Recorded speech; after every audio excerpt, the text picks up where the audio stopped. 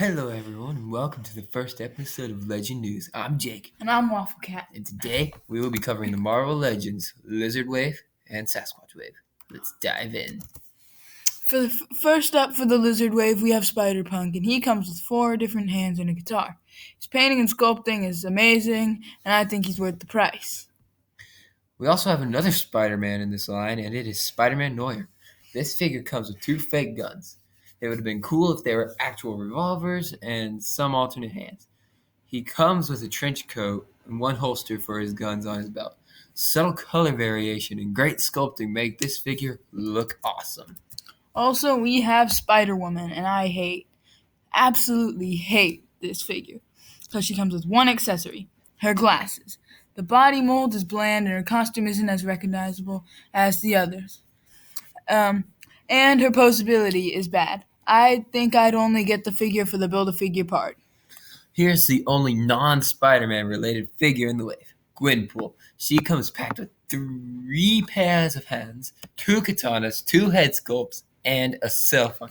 Her posability is bad but forgivable for the sheer amount of stuff she comes with. Such a colorful character with so many accessories, this is on my must-buy list for sure.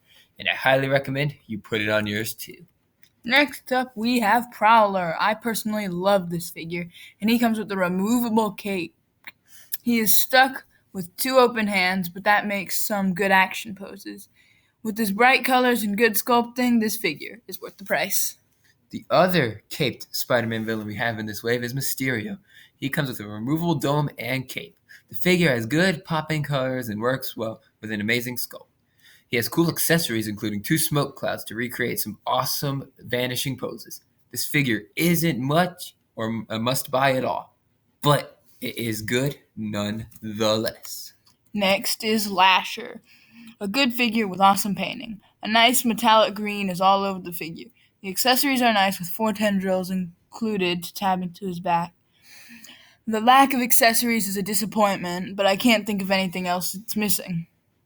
And now for the big bad boy of the wave, we have the Build-A-Figure Lizard. This figure has amazing sculpt from top to bottom. The paint is amazing, and the figure looks like he'll have a good size. He has opposable jaw, tongue, tail, and toes. All in all, I say this figure has amazing posability and looks like he's definitely worth getting for the price of this full wave. We also, however, have news of a Deadpool wave coming out soon with a Sasquatch Build-A-Figure. And this wave we're going to get into right now. So first up for this wave is Cable. Now we already have a Cable figure, and I think that one is better. Hasbro decided to give us a new one anyway, and I guess the more classic-ish design is good. But I personally don't want it. He has a cool eye effect, and I like this aspect of the figure. The gun included looks okay, I guess. All in all, this is a pass for me. Next up is Domino, and I think this figure is pretty good. She comes with a huge blaster and a purple blaster pistol, but she doesn't have double-jointed elbows. Even with that, I definitely get this figure. So these next 2 figures you see on the screen, they are basically the same. The first being Deadpool XForce. This figure is a repaint of the previous Juggernaut wave of Deadpool.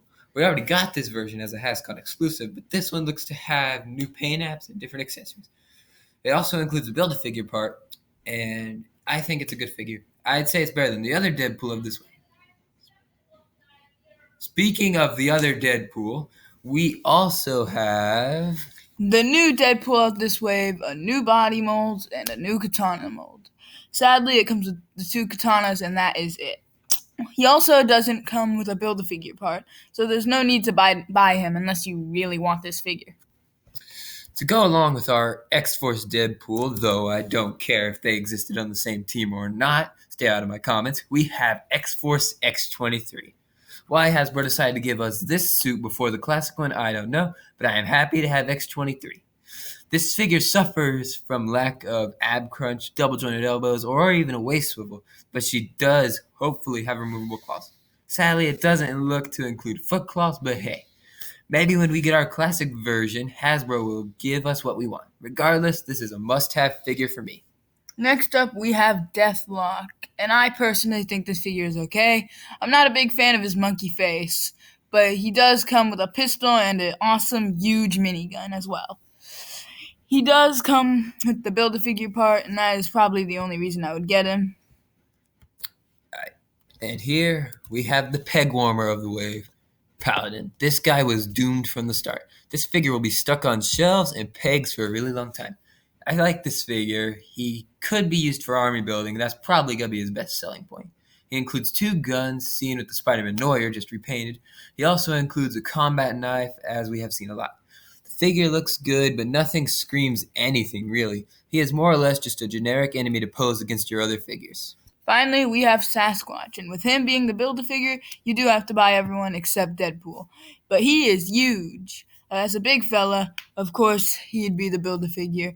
The only reason he's the Build-A-Figure is that he and Deadpool are Canadian, and well, has just probably wanted to. I say he's worth the pay for the joke alone.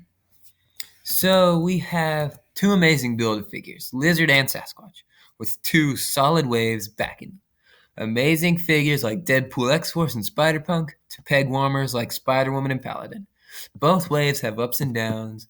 Both waves are available for pre-order at the Big Bad Toy Store. This has been Legend News. I'm Jake. And I'm Waffle Cat. And we'll see you later with more news.